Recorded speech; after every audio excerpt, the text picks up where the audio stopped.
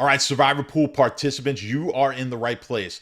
If you survived week 9 and all the chaos that it was, you are now here in week 10, closer to winning all the money in your Survivor Pool. Don't go to these other YouTube channels or ESPN or CBS. You stick right here. You're going to get all you need to know about the game theory and the edge you need to win your Survivor Pool.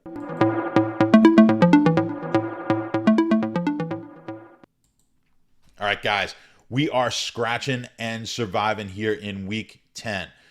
Most of you have been with me all along and you've followed some of the advice. Now, I don't make the picks for you guys.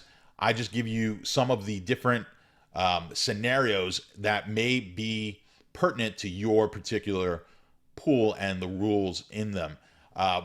We try to talk on a macro level, but I want to try to address as we go along on these videos, try to address the more popular situations people may find themselves in. Of course, I love for you guys to comment, and we've been getting more and more comments each and every week. I appreciate it.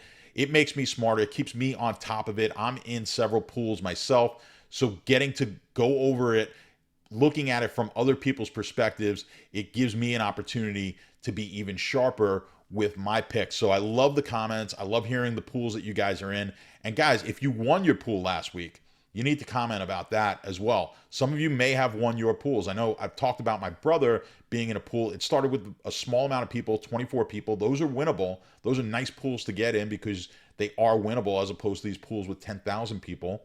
But that 24-person pool, if Pittsburgh would have lost on Monday night, he would have won that pool. But as it stands now, he's down to 2 people, he being one of them. So he now has 50% of the pot equity in that pot. What I mean by that is if you started with 10 people in a pool and you entered it for $10, there's $100 in the pot. If you're now down to 2 people, you are each worth $50 of equity in that pool. Now, it may change based on if you took a lot of very weak teams that happen to survive all the way to this point and you've got all the strong teams left, you may be more valuable than he is. And it's hard to quantify that. But if I was buying your entry, I may have to pay a little bit more money than $50 if you have really good teams left. Conversely, if you've taken all the good teams, you've taken Dallas and you've taken Arizona and you've taken Buffalo and you've taken all the good teams that are left, then I may pay a little bit less. But all things being equal, if you're down to 2 people, your equity is basically half the pot right now. So congratulations to those of you who are in similar situations. I'm in one right now where there's 61 entries left. I have 2 of them, and we started with 1,500 entries. I had 24 of those entries to start with. I'm in with my brother and one of my best friends. We are partners in that one. It is a big one, $38,000. And 2 of 61, you really can't ask for better than that considering where we started.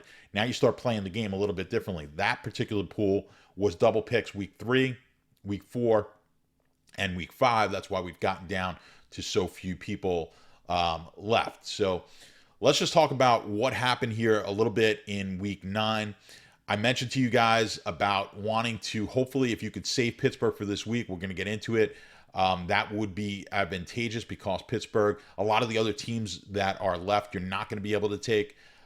We did speak about the Colts. If you were in a small pool, and this is what my brother wound up doing, if you're in a small pool with not a lot of people left, I really want you to look. You really need to be looking at all times of what other people can pick. It's much easier when you're in a small pool. We looked at it. There were 6 people left in his pool, and only one of them outside of him could take the Colts. Now, why that person did not take the Colts is beyond me, considering the other teams he had left to pick. He couldn't take Buffalo. He couldn't take a couple of the other teams. The Colts were the obvious choice to take there. And when my brother put in the Colts pick, I said, well, you're really hoping he does not take the Colts. You want to be the only one on the Colts. And you're hoping, I think there were 4 of them could take Dallas. And you're hoping at that point that at least 3 of them take Dallas and someone else is going to take another team. But you want as many people on the same team as possible because you don't care about that team winning. It's the leverage, the extra leverage that you're going to get when that team loses. Sure enough, Dallas loses that game. knocks out a few people. And I forget who the other team was that someone took. They also got knocked out. And Pittsburgh very nearly got knocked out. So when you're in that situation, the Colts were the only play. I've mentioned this before. There are smart plays, but there could be multiple smart plays to take. I was in DraftKings pool. Really, my options there last week were the Saints or Baltimore, and it really was a coin flip. The line was about the same. I didn't love the Saints, but I didn't really love Baltimore either. I think Minnesota is a little bit of a little underrated. They played a lot of the top teams in the league, and they've just lost by a small margin on all of them, losing, of course, last week in overtime. I made the wrong choice there, picked the Saints. There was a little bit more future value in Baltimore, and that's what kind of swayed me over to the Saints. But so there are situations where there's multiple picks are acceptable, but there's some situations where the pick is totally unacceptable. You made the wrong choice. In his situation, if you had the Colts left in a 6-person pool where 6 people were left, and you were one of 2 people who had the Colts, you absolutely had to take the Colts. Last week, it made no sense. He didn't have Buffalo. If you had Buffalo, totally would have made sense to play Buffalo. It would have been a similar situation. Of course, you would have lost, but not every pick that you make, even if you make the right choice, is always going to win. That's what makes these pools very difficult. It's like in poker, we get all the chips in the middle, and our opponent only has one out, and they hit that out. So they have a 2% chance of winning, and they do it. Doesn't mean we made the wrong play, right? All right, let's dive into Survivor Grid, as I like to do, and let's take a look at it, what we're looking at for this week. Buffalo, only being taken 5.6% of the time, and they're the biggest favorite on the board. Why is that? Well, most people have taken Buffalo in their pools. Most of you listening to this right now are saying, well, I can't take Buffalo. Now, do you take Buffalo if you can? Depends on the size of the pool, for sure. Small pool, if you somehow still have Buffalo left and you're down to a handful, 10 people, 20 people, double check how many people have Buffalo left. It's probably not very many. So in that instance, you have to take Buffalo in this situation, because if we get a week like we did last week, and I know Buffalo contributed to that week last week in their loss, but if you get a week like last week where maybe Indianapolis loses or Arizona loses, you may be the only one sitting on Buffalo. So high leverage situation. If you have Buffalo left, I don't really care much about the future if it's a small pool and you have Buffalo left. Now, for those of you in a larger pool who may have Buffalo left, let's just take a look at what the rest of the schedule looks like. They get Indianapolis at home next week. Not a gimme game, but let's see where it ranks here on the list of games. Tennessee, Houston is going to be a very popular pick.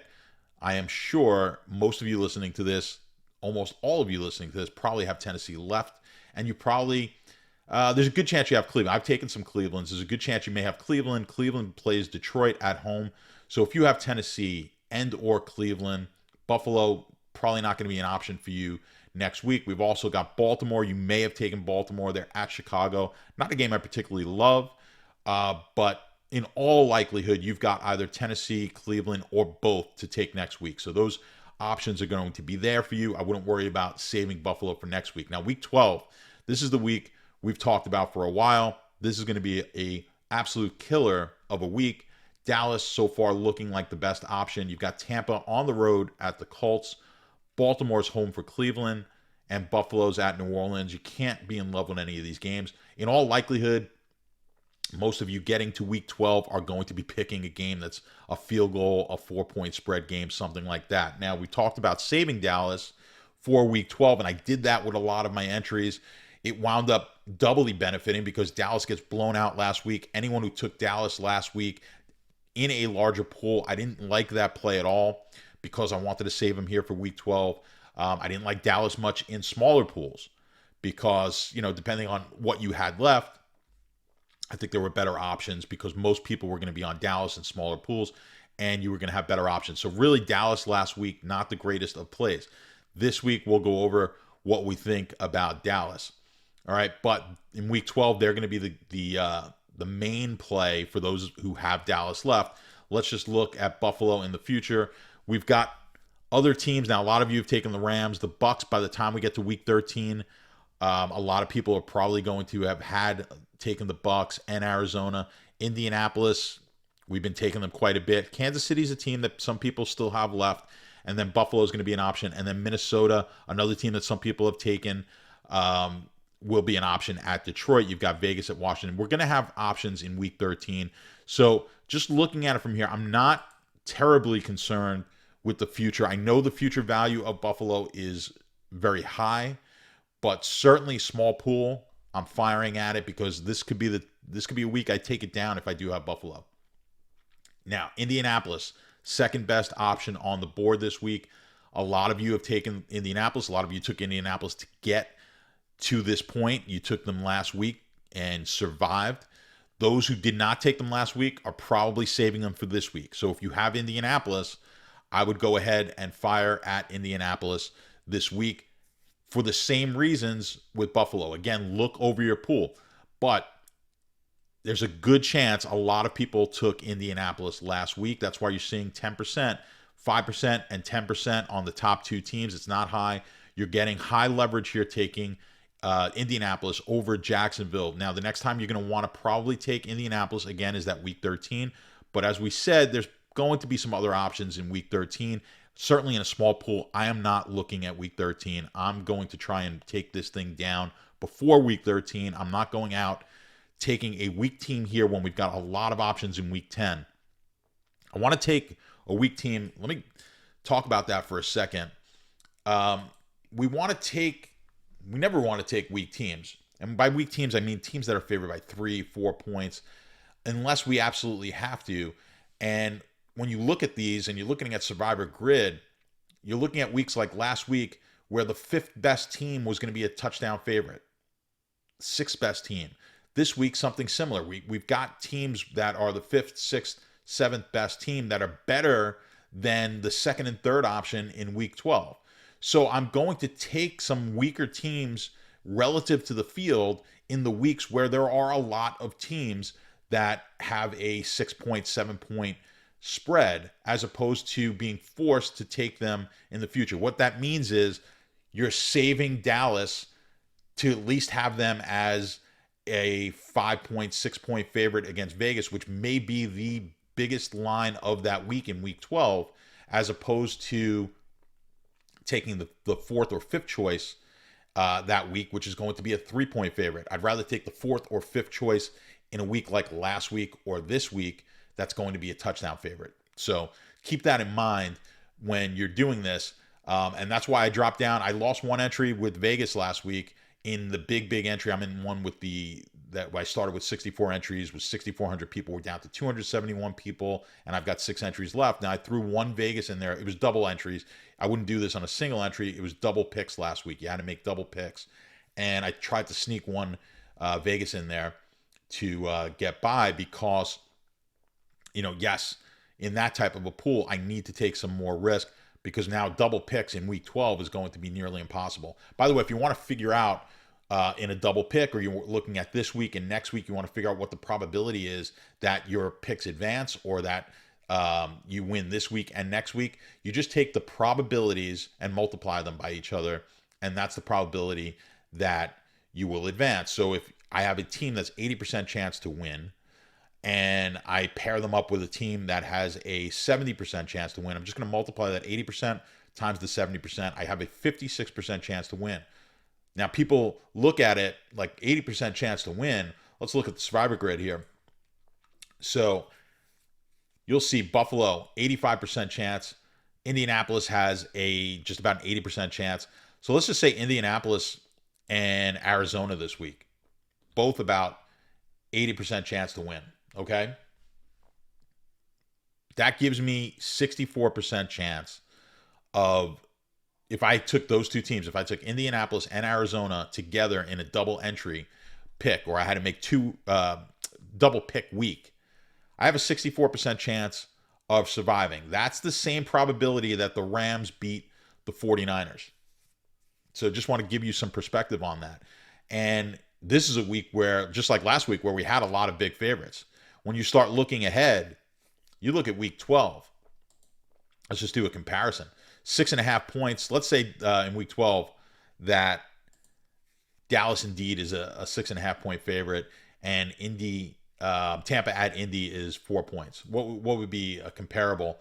Do we have something about 6.5? Well, we don't really have 6.5, but 6.5 is going to be about 70%, and 4 points going to be about 60. Let's call it 65%, right? So we do the numbers quick in my head. 42, 43. We're basically, let's say it's 45% chance of surviving in a double entry, and that's taking the two best teams on the board. I'm basically worse than a coin flip here, taking Vegas or taking the 6.5 point Dallas against Vegas and Tampa against Indianapolis in that situation. So that's why these pools extremely difficult. Once you get these double picks, it gets even more difficult. And when you could use that same thing when you're looking out in advance. If you say, well, I've got Jacksonville or I've got Indianapolis against Jacksonville this week, that's 80%.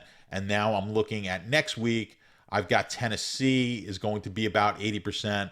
All right, you're a 64% chance of surviving. I like the odds better than 50-50, but certainly you certainly could lose. That's like saying you're a minus 160 favorite in a baseball game.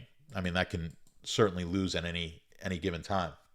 And by the way, if you want to learn a lot of this stuff, guys, we've got something called there's the Sharp app, and Sharp app sponsors this.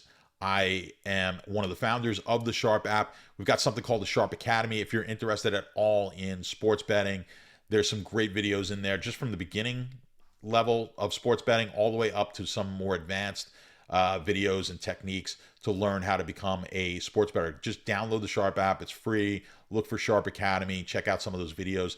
This show, of course, is in there, and we've got other shows in the Sharp app as well that you may be interested in. So check that out. We give free bets, articles every day. I think it's a lot of value, so check it out. If you think this shows value, I think those are value as well. So let's just get back to Survivor Grid. Gone over Indianapolis. We see where they're at here this week. I think if you have them, if you're in a small pool and you have the choice, you likely don't have Buffalo and Indianapolis.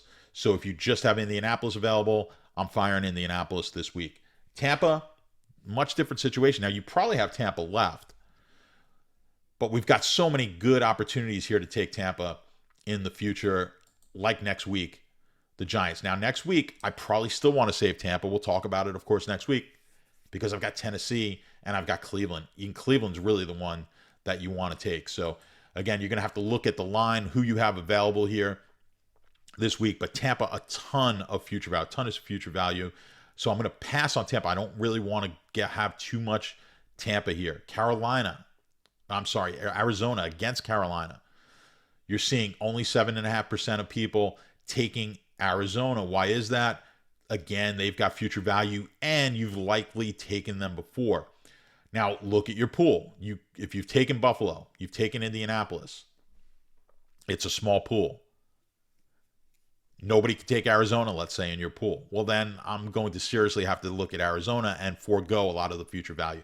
Same theory here that we're looking at with Buffalo and Indianapolis. I mean, even possibly with Tampa, although I would hope that you have a better option than Tampa. But if you don't, you'd have to consider it, right? These are all tailored towards how you've gotten here and what's left in your pool and what your opponents have. It's hard to do these videos and gear them towards everybody. But let's look at the future here for Arizona. They get Carolina this week, big favorite, double digits. Their next big opportunity is going to be week 13. Again, that's a week where we do have some other opportunities, although a lot of these teams you may have taken already. So you're going to have to be really, this is going to be pool specific and your entry specific as to whether or not you're taking Carolina. In a big pool, again, it's going to really depend on what other entries you have left. Dallas, you get Atlanta this week, but as we've stated, if I can hold Dallas for Vegas, I'm doing it in a big pool. In a small pool, you've got to make that calculation. Are you the only one with Dallas? Unlikely, right? Because most people who survived here this week probably have Dallas left because a lot of people got knocked out with Dallas last week. So the people who survived had to have taken Dallas earlier in the year, there were some opportunities, but look at your pool specifically. You don't want to be in a situation where there are a lot of people taking Dallas this week when you had other options where nobody was taking. And we're really hoping for the situation that we had last week, in that we're hoping some of these teams that are going to be taken highly get knocked out. Now, Pittsburgh, this is the game most people will be on. It's the game I mentioned to you guys last week. I really liked, if I could, finding a route where I can save Pittsburgh for this week. Reason being, look at the rest of the schedule. Chargers, at the Chargers, right? At Cincinnati, Baltimore at home, at Minnesota, Tennessee at home, at Kansas City, Cleveland at home, at Baltimore. This is it.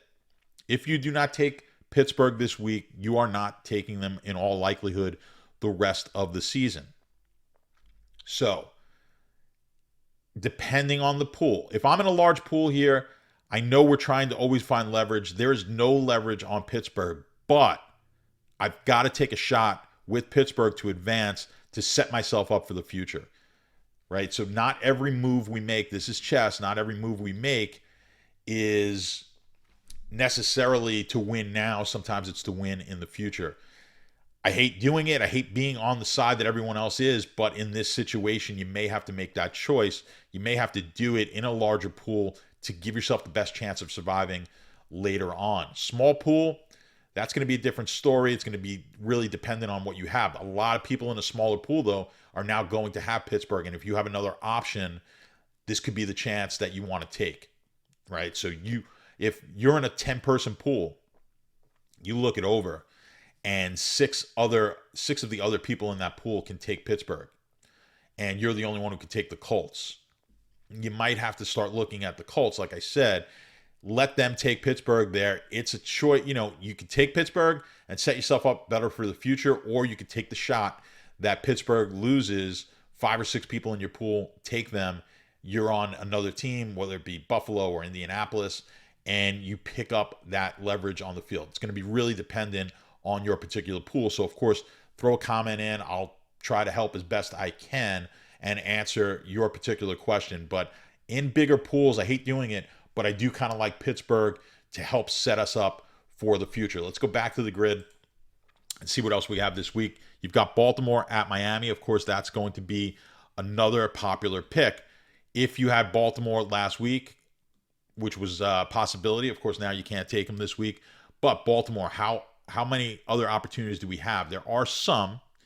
At Chicago, do you love that game in week 11? Not particularly, but again, we've got Tennessee and Cleveland, so we're probably not going to want Baltimore next week. Week 12, I mean, you might be forced to. Do I want to take that game? No, I'd rather take, another team if I could. Boy, week 12 is going to be tough. I hate looking at it. I'm hoping you guys win your pools before we get to week 12.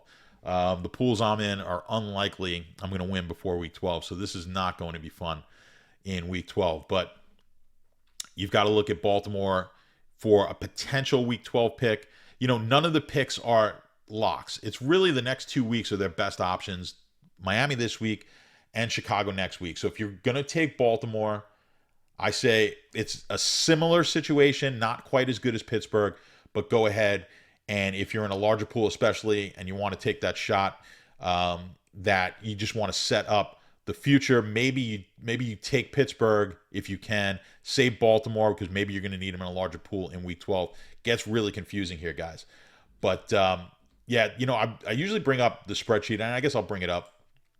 The spreadsheet becomes less and less valuable as we go because it's just rating every team as being equal, and we all have them. But I do want to show you this way you guys can look, and you can play the video back and just look at this is what you want to look at as far as the column for the highest number in here, the better the option. So I was just looking at this in my pool that is down to 2 people. There's 61 entries left, and it's not double picks. Probably want to get down to maybe like a 20 future value. I'm going to show you guys some different future values.